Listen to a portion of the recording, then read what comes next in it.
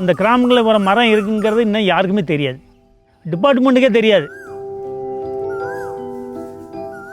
25 அடி 60 அடிக்கும் கீழே பாறை கிடையாது, தனி மணல் தான். நான் நினச்சிருந்தா இன்றைக்கி நான் கொஞ்சம் எனக்கு வருமானம் நிறைய வந்திருக்கும், நான் பணக்காரனாக இருப்பேன். அதை நினைக்கல. நான் நம்ம ஊரில் மரம் வளர்க்கணும், நம்ம ஊரில் மணலை பாதுகாக்கணும். யார் என்ன சொன்னாலும் சொல்லட்டும், நம்ம காட்டுக்குள்ளே யாரும் சேட்டை பண்ணக்கூடாது.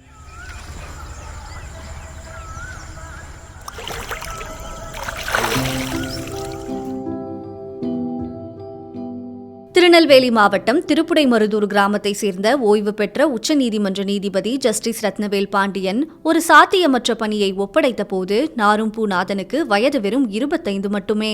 கிராமத்தை சுற்றி ஓடும் தாமிரபரணி கரைகளில் ஒரு காட்டை உருவாக்கினால் கிராமத்தை மணல் மாஃபியாக்களிடமிருந்தும் திடீர் வெள்ளங்களிலிருந்தும் காப்பாற்ற முடியும் என ஜஸ்டிஸ் ரத்னவேல் பாண்டியன் நினைத்தார். அதை நாரும்பூநாதனால் செய்ய முடியும் எனவும் நம்பினார். அவர் நம்பிக்கை வீண் போகவில்லை. இதுதான் நாரும்பூநாதன் உருவாக்கிய அந்த காடு.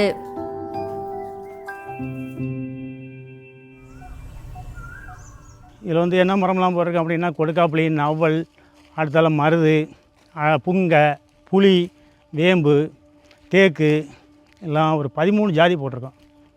என் குழந்தைகள் கூட பார்த்தாலும் கூட அந்த சந்தோஷம் இருக்காது. இதுக்குள்ளே வந்தோடனே இதை பார்த்த உடனே நமக்கு ஒரு ஆனந்தமாக இருக்கும். தன் மனசு எப்படி இருக்குங்கிறே சொல்ல முடியாத சந்தோஷம் அப்படி இருக்கும். 3 கிலோமீட்டர் நீளமும் 1 கிலோமீட்டர் அகலமும் கொண்ட இந்த பகுதி ஆரம்பத்தில் ஒரு சமூக காடு வளர்ப்பு முயற்சியாக தொடங்கியது. பின்னர் 2006ஆம் ஆண்டு மாநில வனத்துறையால் அதிகாரப்பூர்வமாக பாதுகாக்கப்பட்ட வனப்பகுதியாக அறிவிக்கப்பட்டது.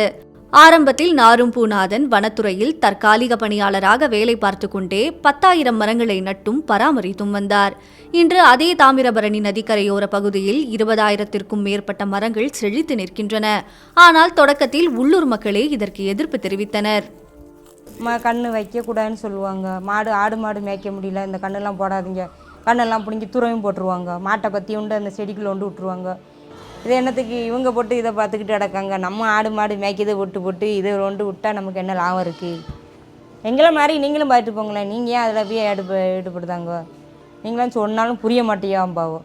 நீங்கள் இப்போ தெரியாது, பின்னாடி போக ரோசனை பண்ணுவியே பாருங்கள் ஆனால் அதை சொல்லுவோம். இப்போ எல்லாருமே இந்த மரத்தை பார்த்துட்டு சந்தோஷத்தான் படுதாங்க. ஒரு கண்ணாக வச்சுது இவ்வளோ தண்டி வளர்ந்துட்டப்பான்னு சொல்லுதாங்க. இப்போ மாட்டோட பத்தி உண்டு விட்டுட்டு நிழலில் துண்டு விரிக்குது, படுத்து கிடக்குது, சாப்பாடு கொண்டு போய் சாப்பிட்டுட்டு இப்போ குளத்து வேலைனாலுமே அங்கே போய் உட்காந்து சாப்பிடுறபடிய ஆள் நிறைய போய் நாங்கள் சாப்பிடுவோம். 2000களின் தொடக்கத்தில் நாரும்பூநாதன் இந்த பணியை ஆரம்பித்த போது தாமிரபரணி ஆறு மணல் மாஃபியாவின் கடுமையான சூறையாடலுக்கு உள்ளாகி கொண்டிருந்தது. பல இரவுகள் அவர் தூங்காமல் நதிக்கரையில் காவல் காத்து ஆற்று மணலை திருட முயன்றவர்களை தனது உயிரை பணயம் வைத்து தடுத்து விரட்டி இருக்கிறார். இந்த மணல் தீமோசருக்கு இடம் போகிறானே ஆற்று மணல் அழுன இடம். இது அந்த கீழ் சைடில் அந்த சைடு கம்ப்ளீட்டாக இங்கே இருந்து அத்தானூர் வரைக்கும் அல்ல. இந்த மணல் இருக்கிறனால எங்களுக்கு ஊர் பாதுகாக்க முடியும்.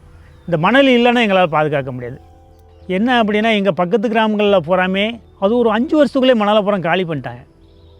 மந்திரி இருக்காங்க, எம்எல்ஏ இருக்காங்க, அவங்க ஒவ்வொரு ஏரியாவோ ஒவ்வொரு ஆளுக்கு பிரித்து கொடுத்துட்டாங்க. பிரித்து கொடுத்து ஆற்றுல ஒரு மணல் கூட இல்லாமல் தொடச்சி எடுத்துகிட்டு போயிட்டாங்க. இன்னும் அந்த ஆறுலாம் நாசமாக போச்சு. இப்போ எங்கள் ஊரில் இருக்க மாதிரி மித்த கிராமத்தில் போய் பார்த்தீங்கன்னா இருக்காது. அந்த ஆறே மணல் இருந்தால் தானே அந்த ஆற்றுக்கே மகிமை. இது மணல் இல்லை, அந்த ஆறே நாசமாக போச்சு. இது மாட்டு வண்டிக்காரங்க அடிக்க வருவாங்க, அது அடுத்தால டிராக்டரு. உயிர் பாதிப்புக்கு என்ன எதுவும் கிடையாது. எல்லோரும் எதிர்ப்பு பண்ண தான் செஞ்சாங்க. பண்ணினாலும் நான் யாருக்கும் பயந்து மரத்தை வளர்க்கலை. 1870களில் பிரிட்டிஷ் ஆட்சியில் திருநெல்வேலி கலெக்டராக இருந்த ஏஜே ஸ்டூவர்ட் தாமிரபரணி நதியை வளைந்து நெளியும் பச்சை ரிப்பன் நடுவில் ஓடும் ஒரு வெள்ளி நூல் என வர்ணித்துள்ளார்.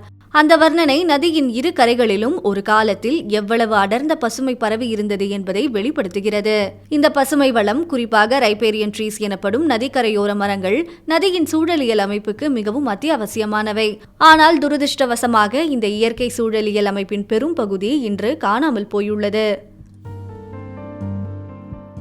2009-10 தான் அப்போது திருப்படைமருதூருக்கு போவேல ஒரு அண்ணன் நாரும்பண்ணனை பார்த்தோம். அப்போ போய் சந்தித்து பார்க்கையில் தான் தெரியும், அந்த தாமிரபரணி ஆற்றங்கரையில் இருக்கக்கூடிய அந்த ரைபேரியன் பிளான்டேஷன் சொல்லுவாங்க, ஆற்றங்கரை சோலைன்னு சொல்லக்கூடியது, அது ரொம்ப சிறப்பாக முன்னெடுத்து பண்ணியிருந்தாங்க.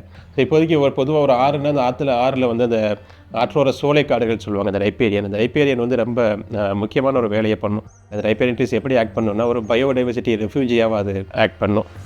நிறைய பறவைகள் இப்போ தங்களுக்கு ஒரு இடமா இருக்கலாம், அணில்களுக்கு ஒரு முக்கியமான வாழ்விடமாக இருக்கலாம், அது ஒரு விஷயம். அடுத்து குறிப்பாக ஆற்றோரத்தில் இந்த மாதிரி இருக்கக்கூடிய ரைப்பேரியன் ட்ரீஸுக்கு கீழே இருக்கக்கூடிய இந்த வேர் தூரில் தான் பார்த்திங்கன்னா நிறைய மீன்கள் எல்லாமே முட்டை போடும். ஸோ அதுக்கு முக்கியமான ஒரு இடம். அடுத்து ஆற்றோரமாக இந்த மாதிரி நிறைய மரங்கள் இருக்கிறது, மரங்கள்லேருந்து விழக்கூடிய இலைகள்லாம் கூட தண்ணியில் ஒவ்வொருத்தருக்கும் அடிச்சுட்டு போகணும். ஸோ அந்த மாதிரி இந்த சில்ட்டெல்லாம் மொத்தமாக அதே மாதிரி மரங்களில் உள்ளக்கூடிய இலைத்தலைகள்லாம் மொத்தமாக அழிச்சிட்டு போய் அங்கே கடலில் போய் சேர்த்தா தான் அங்கே வந்து இருக்கக்கூடிய மேங்க்ரூவ்ஸ் நல்லா வளர முடியும். அங்கே மேங்க்ரூவ்ஸ் நல்லா இருந்தால் தான் கடல் தண்ணி வந்து ஊருக்குள்ளே வராமல் இருக்கும். அங்கே கடலில் வாழக்கூடிய உயிரினங்களுக்கு அந்த மேங்க்ரூவ்ஸ் வந்து ஒரு ரெஃப்யூஜியாக இருக்கும். ஸோ அதுக்கப்புறம் தான் நாங்களே யோசித்தோம், நம்ம ஒரு ரைப்பேரியன் ரெஸ்டோரேஷன் வந்து நம்ம ஏன் பண்ணக்கூடாதுன்னு ஒரு சிந்தனை எங்களுக்கு வந்துச்சு. ஒரு 3 ஏக்கரில் இப்போ இந்த கோபால சமுத்திரத்தில் நம்ம அதை பண்ண ஆரம்பித்து அது ஒரு இது போயிட்டு இருக்குது. நம்ம ஊரில் மரத்தை வளர்க்கணும் அப்படிங்கிற ஒரு நினைப்பில் தான் வளர்த்தணும் ஒழிஞ்சு இப்படிலாம் ஒரு நன்மை இருக்கும் அப்படிங்கிறது அப்போ நினச்சது இல்லை. இப்போ எல்லா ஊர்லேயும் என்ன அப்படின்னா ஊரில் ஒரு 10 பேர் சேர்ந்துக்கிட்டாங்க, நம்ம கவர்மெண்ட் கூட சேர்ந்துக்கிட்டோம்னா நம்மளுக்கு அதில் பங்கு கிடைக்கும் அப்படிங்கிறது தான் போய்கிட்டு இருக்குது. ஆனால் எங்கள் ஊரில் இது வரைக்கும் அப்படி விடலை.